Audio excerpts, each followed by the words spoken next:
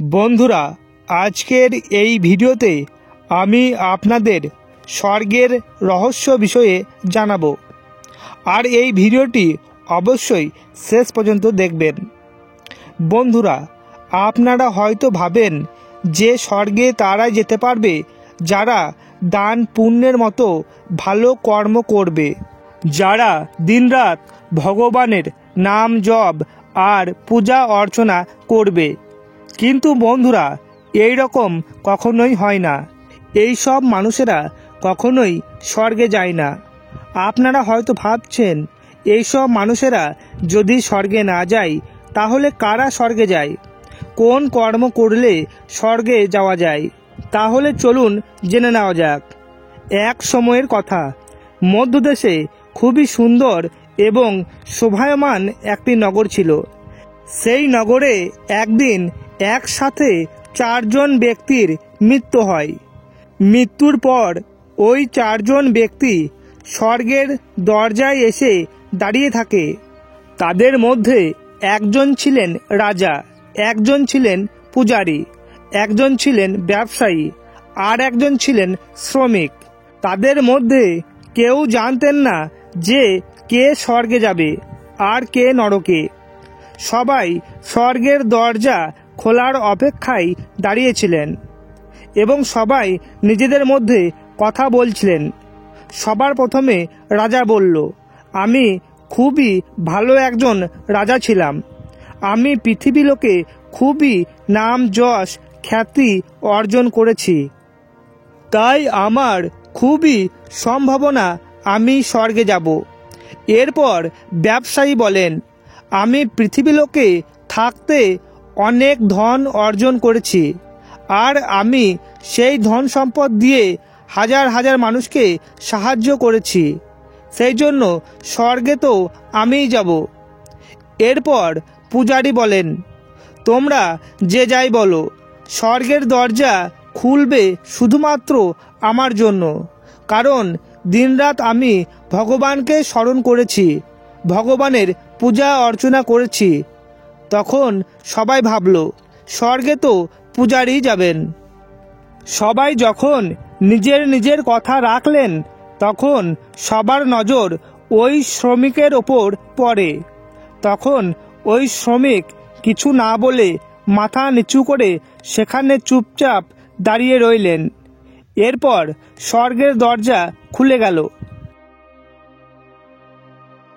স্বর্গের দরজায় যমরাজ এসে দাঁড়ালেন।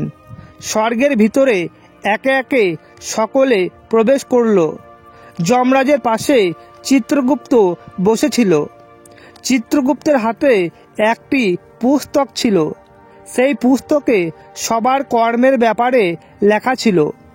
যমরাজ সবার প্রথমে রাজাকে ডাকলেন এবং জিজ্ঞাসা করলেন, বলো, তুমি তোমার জীবনে কি কি ভালো কর্ম করেছ? আমি তোমার এই কর্মের লেখা দেখে বিচার করব তুমি স্বর্গে যেতে পারবে কি না। রাজা বলে, আমার রাজ্য যতটা বড় ছিল ততটাই সমৃদ্ধশালী ছিল। আমার রাজ্যের প্রজারা খুবই সুখে ছিল। আমি কখনো তাদের কোনো কিছুর অভাব হতে দিইনি। এই হলো আমার ভালো কর্ম। এরপর যমরাজ তার হাতে থাকা পুস্তকটি খুলে বললেন, তুমি সত্যি বলেছ, তুমি ভালো কর্ম করেছ। তোমার রাজ্যের প্রজারা সর্বদা সুখী ছিল। কিন্তু তুমি তোমার সাম্রাজ্যের সীমানা বাড়ানোর জন্য যত যুদ্ধ করেছ, সেই যুদ্ধের কারণে হাজার হাজার সৈনিক প্রাণ হারিয়েছে। সেই হাজার হাজার সৈনিকের পরিবারের দুঃখের কারণ তুমি হয়েছ, সেই জন্য তুমি স্বর্গে যেতে পারবে না। এরপর ব্যবসায়ীর পালা। যমরাজ যখন ব্যবসায়ীকে জিজ্ঞেস করলেন, তোমার ভালো কর্ম কি ছিল? তখন ব্যবসায়ী বলল, আমি শত শত মানুষকে ভোজন করিয়েছি, হাজার হাজার টাকা আশ্রমে দান করেছি, আমি অসহায় অনেক গরিব মানুষকে ঘর করে দিয়েছি। এই সবই হচ্ছে আমার ভালো কর্ম। এরপর যমরাজ আবার তার পুস্তকটি খুলে দেখলেন এবং বললেন, তুমি ঠিকই বলেছ, তুমি তোমার জীবনে অনেক দান ধর্ম করেছ, কিন্তু তুমি যে টাকা দান ধর্ম করেছ সেই টাকা অর্জন করতে তুমি না জানি কত মিথ্যা কথা বলেছ, কত মানুষকে ঠকিয়েছ, সেই জন্য তুমি স্বর্গে যাওয়ার যোগ্য নও। এরপর পূজারীকে যখন জিজ্ঞেস করা হলো, তুমি তোমার জীবনে কি কি ভালো কর্ম করেছ, তখন পূজারী আত্মবিশ্বাসের সাথে বললেন, হে যমরাজ, আমি অসংখ্য মানুষকে জ্ঞান দিয়েছি, আমি হাজার হাজার হোম যজ্ঞ পূজা অর্চনা করেছি, দিনরাত শুধু ভগবানকে স্মরণ করেছি। এরপর যমরাজ পুস্তকটি দেখে বললেন, তুমি অনেক মানুষকে জ্ঞান দিয়েছ ঠিকই, কিন্তু তুমি সেই সব জ্ঞানের কথা নিজে কখনো স্মরণ করনি। তুমি কখনো ভগবানের নাম পূজা অর্চনা নিঃস্বার্থভাবে করনি, তাই তুমিও স্বর্গে যেতে পারবে না। এই সব দেখে দিনমজুর আশ্চর্য হয়ে পড়লেন। তিনি এতক্ষণ যাদেরকে মহান ভেবে আসছিলেন, কিন্তু তাদের ব্যাখ্যা স্বর্গে এসে বদলে গেল। পৃথিবীতে যাদেরকে ভালো এবং মহান ভাবা হয়েছে, এখানে এসে তাদের আর কোনো গুরুত্ব নেই। এরপর দিনমজুরের পালা।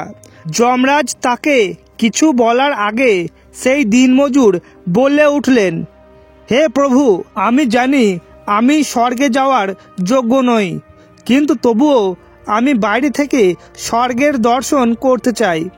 এর থেকে আমার আর বেশি কিছু চাওয়ার নেই, কারণ স্বর্গে যাওয়ার মতো আমি কোনো কর্ম করিনি। আমি শুধু সারা জীবন পরিশ্রমই করে গেছি, আর যেটুকু পয়সা উপার্জন করতাম তা দিয়ে আমার পরিবারের মুখে খাবার তুলে দিতাম। তাই দান ধর্ম করার মতো আমার কাছে কিছুই ছিল না। আমি অন্যের সেবা কিভাবে করতাম? কারণ কাজ করার পর আমি যেটুকু সময় পেতাম, সেই সময় আমি আমার বৃদ্ধ পিতামাতার সেবা করতাম। এই সব করার পর আমি কখনো কখনো মন্দিরে যেতাম, আর ভগবান আমাকে যেভাবে রেখেছে তার জন্য আমি ভগবানকে ধন্যবাদ জানাতাম। দিনমজুরের কথা শোনার পর যমরাজ পুস্তকটি খুবই মনোযোগ দিয়ে দেখলেন, আর কিছুক্ষণ দেখতেই থাকলেন। দিনমজুরকে বললেন, হে বালক, তুমি ভেবে দেখো, তুমি কখনো তো ভালো কর্ম করছো? দিনমজুর বললেন, হ্যাঁ প্রভু, আমার অল্প অল্প মনে আছে। একদিন আমি খুবই ক্ষুধার্ত ছিলাম, আর আমি তখন খাবার খেতে যাচ্ছিলাম। ঠিক সেই সময় একটি দুর্বল কুকুর, যে ঠিকমতো হাঁটতেও পারছিল না, কুকুরটি আমার কাছে আসে আর আমার খাবারের দিকে তাকিয়ে থাকে। তখন আমি দুর্বল কুকুরটিকে আমার খাবার খেতে দিই, আর সেই দিন আমি খাবার না খেয়ে শুয়ে পড়ি। দিনমজুরের কথা শোনার পর যমরাজ মুচকি হাসলেন, আর ওই দিনমজুরকে খুবই সম্মানের সাথে স্বর্গে নিয়ে গেলেন। বন্ধুরা, এই ভিডিও থেকে আমরা এই শিক্ষা পাই যে আপনার নিঃস্বার্থভাবে কর্ম করা উচিত। এই নিঃস্বার্থ কর্মই আপনার সমস্ত পাপকে ধুয়ে ফেলতে পারে। তাই যখনই সুযোগ পাবেন, নিঃস্বার্থভাবে ভালো মনে কর্ম করে যাবেন। আর ভিডিওটি যদি আপনাদের ভালো লাগে এবং মন চায়, তাহলে চ্যানেলটিকে সাবস্ক্রাইব করে পাশের বেল আইকনটি ক্লিক করতে ভুলবেন না।